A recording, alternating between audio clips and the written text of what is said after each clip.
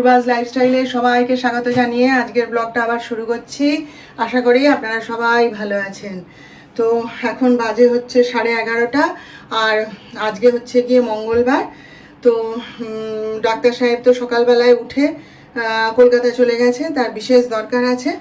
তো সেখানে সকালবেলায় উঠে আমাকে বলছিল যে ভাত বসিয়ে দাও, ভাত খেয়ে যাব।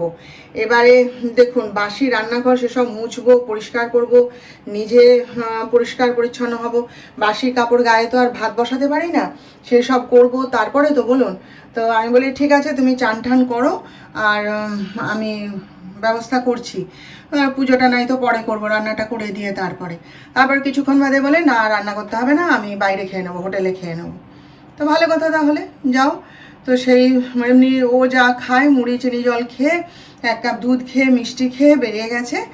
আর এই যিশু তো এই একটু আগে ফিরলো, যিশুর শরীর ভালোই আছে, ও তো ওষুধ আছে, ওরও খেয়ে নেয়, তো ভালোই আছে।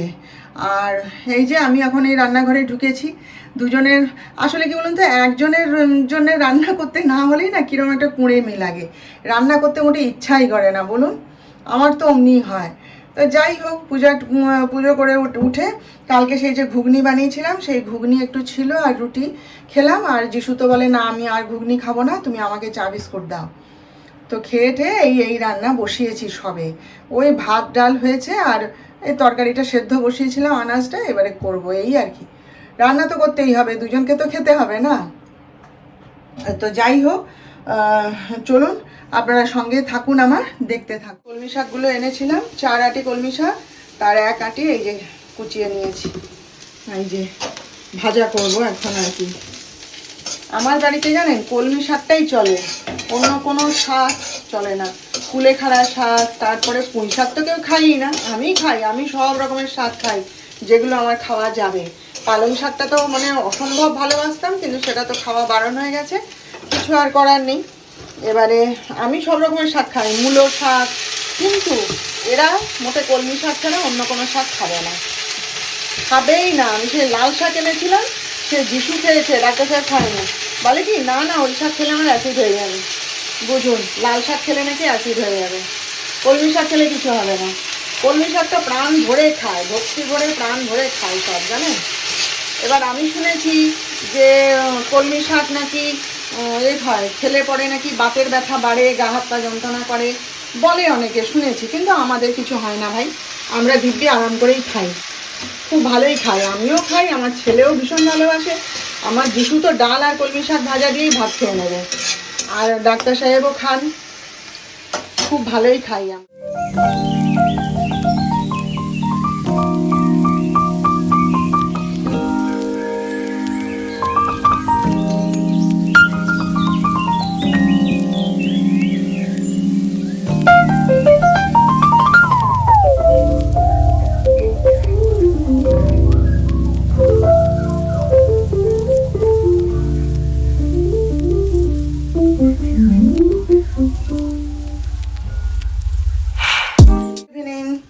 তো এখন বাজে হচ্ছে 7:30। তো এই যে চা করতে এসেছি, এই যে আমাদের অগ্নি চা, সন্ধ্যাবেলা এই চাটাই আমরা খাই, এই যে অগ্নি চা, মা বেটা খাবো।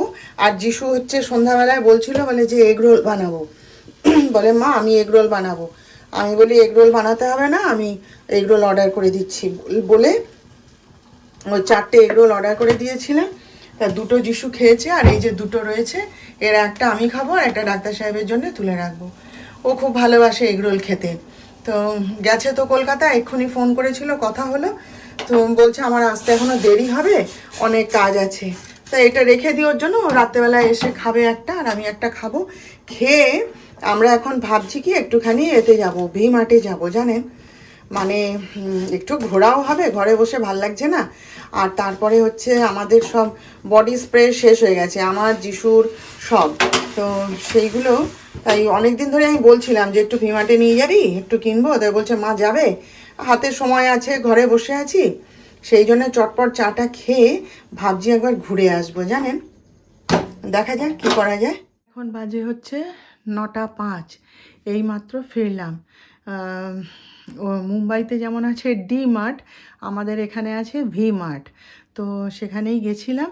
ওখানেই আমরা যাই। ওখানে কি জানেন, মানে ওখানে অনেক ইয়েতে পাওয়া যায়, মানে কি বলবো, ফ্রি হয়, মানে একটা কিনলে দুটো ফ্রি এরকম পাওয়া যায় আর কি। আর ভালো ভালো বডি স্প্রে পাওয়া যায়, খুব সুন্দর গন্ধগুলো। সেই জন্যে বডি স্প্রেগুলো আমরা ওখান থেকেই কিনি। তা সেই গেলবারে পুজোর সময় কিনেছিলাম অনেকগুলো একসাথে। তো সেইগুলো প্রায় শেষ হয়েছিল, মাঝখানে যিশু আবার গিয়ে নিয়ে এসেছিলো ওর জন্যে। তো আমারগুলো সব শেষ হয়ে গেছিলো। তো আমি অনেক দিন ধরে বলছিলাম যে বাবু একটুখানি ওগুলো কিনতে যাবো, চ না। তো ওর সময় হয় না। আজকে ঘরেই ছিল দুপুর থেকে, তা উঠে চাটা খেলাম, খেয়ে তারপরে বলে মা চলো যাই। তো ওই যে বললাম না চা করছিলাম তখন, যে চ ঘুরে আসি একটুখানি। তো সেই একটু গেছিলাম, ঘোরাও হলো একটুখানি। একঘেয়ে ঘরে বসে থাকি তো ভালো লাগে না, সেই জন্য একটু ঘোরাও হলো। আর ওই তো আমাকে নামিয়ে দিয়েও আবার কাজে বেরিয়ে গেল। আর ডাক্তার সাহেব তো এখনও আসেইনি, তার বলছে রাত হবে। চুলগুলো কি হয়ে গেছে দেখছেন, ওই যে হেলমেটটা মাথায় ছিল তো ওই জন্য চুলগুলোর এই অবস্থা হয়েছে। যাই হোক, অনেকগুলো বডি স্প্রে কিনে এনেছি। আর পারফিউমও কিনবো, সেগুলো আমার ওই যে দাদা আছে, ইমিটেশন কিনি আমি যার কাছ থেকে, সেই দাদার কাছে ভালো ভালো পারফিউম পাওয়া যায়। ডাক্তার সাহেবও ওইখান থেকে, ওর কাছ থেকেই কিনে আনে, ওই দাদার কাছ থেকে। তো ওইখানে যাব, গিয়ে পারফিউম কিনে আনবো। তো দেখাই আপনাদের কি কি কিনলাম। কিনেছি মানে একটার সঙ্গে আবার দুটো তিনটে ফ্রি দিয়েছে, সেই জন্যে আর কি। তো চলুন দেখাই হ্যাঁ কী কী কিনলাম। এবারে প্রথম আগের বারে যখন কিনেছিলাম তখন দেখেছিলাম buy one get one free. এবারে দেখছি buy one get two free. এই যে এটা কিলার, এটা না গন্ধটা ভীষণ সুন্দর। এই যে আমি আগের বারে একটা এনেছিলাম, এই দেখুন এটার একটুখানি আছে, ভীষণ সুন্দর গন্ধ এটার। তো এইটার সঙ্গে এই দুটো দিয়েছে, এই যে এইটা আর এটা, এই দুটো যিশু নিল। আর এটাও নিল না, বলছে আমি এটা ইউজ করেছি তুমি করো, গন্ধটা ভালো। তো এইটা আমি নিলাম। আর এই যে ম্যাড, অসম্ভব সুন্দর গন্ধ জানেন এই তিনটেরই। হ্যাঁ, ওখানে তো প্যাক খুলে দেখা যাবে না, পছন্দ করে নিতে হবে। তো যিশু এটা ইউজ করেছিল, বললো মা এটা তুমি রাখো এবারে, আমি তো এটা ইউজ করেছি, এটা ভীষণ সুন্দর গন্ধ। তো এইটা আমি রাখলাম। আর ও মনে হয় এইটা নিল না, এটা নিল, কোন একটা নিয়েছে জানো। যাই হোক, নেওয়া নিয়ে কী আছে, যেখানে থাকবে যার যখন দরকার নিয়ে নেবে, তাই না। তা এইগুলো নিয়ে এসছি, এই যে ব্যাস এগুলো দিয়ে আমাদের হয়ে যাবে। ডাক্তার সাহেব তো বডি স্প্রে ইউজ করে না, সে তার গায়ে যদি আমি কখনো একটুখানি বডি স্প্রে দিই জানেন, সে একবারে দৌড়ে পালাবে, তার নাকি গায়ের মধ্যে শিরশির করে ওঠে। একদম আমার গায়ে সব দেবে না, সে লাফাতে থাকে। তার পারফিউম পছন্দ, সে হরেক রকমের পারফিউম কিনে রেখে দেয়, সেটাই সে ইউজ করে। আমি তার থেকেই নিয়ে লাগাই। বেকার কেন আবার আমি কিনে খরচা করতে যাবো বলুন। তো যাই হোক, এই কিনে নিয়ে আবার চলে এলাম, একটু বেড়ানোও হলো, ঘোরাও হলো, এই আর কি। সিরিয়ালটা দেখতে দেখতে এই যে ইস্ত্রিগুলো করে নিচ্ছি। ঘোরাফেরা বেড়ানো সবই তো হলো, এবারে ইস্ত্রিগুলো না করলে ওই দেখুন, দেখবেন ওই যে চেয়ারের উপর ডাঁই হয়ে রয়েছে, ওগুলো সব ইস্ত্রি। কবে যে করব কি জানি, যতটা পারি করি। এখন ওই সিরিয়ালটা দেখতে দেখতে এই কুর্তিগুলো করে ফেলি আর কি, তারপরে আবার দেখা যাবে। এই যে ইস্ত্রি গরম করতে দিয়েছি, এই যে ঝটপট করে একটুখানি করে নিই, তারপর রান্নাবান্নার ব্যবস্থা করব। চলুন হ্যাঁ, ইস্ত্রিগুলো করে নিই, তারপর কথা বলছি। রান্নাঘরে চলে এসেছি, আর ইস্ত্রি যতটা হয়েছে রেখে দিয়েছি। আর পাড়াও যাচ্ছে না, ভালো লাগছে না। তো এই যে একটা তরকারি করব ডাক্তার সাহেবের জন্যে, এই যে কাঁচা কলা, কুমড়ো, আলু সব দিয়ে কেটে নিয়েছি। এটা দিয়ে একটুখানি ওই টমেটো, আদা, রসুন, পেঁয়াজের যে পেস্টটা আছে সেইটা দিয়ে একটা মাখা তরকারি করে দেবো, শুধু ডাক্তার সাহেবের জন্য। যিশু তো এটা খাবে না। তাহলে এবার রান্নাবান্নাগুলো করি আস্তে আস্তে। অনেক রান্নাই হবে টুকিটাকি, মানে এই তরকারিটা হবে, তারপরে রুটি করব। আর যিশু তো রুটি খাবে না, ও তো এগরোল খেয়েছে, তো ওকে আর দেবও না আমি। তো বলছে মা এক প্যাকেট ম্যাগি আমাকে একটুখানি করে দাও, আমি রাতের দিকে খেয়ে নেব।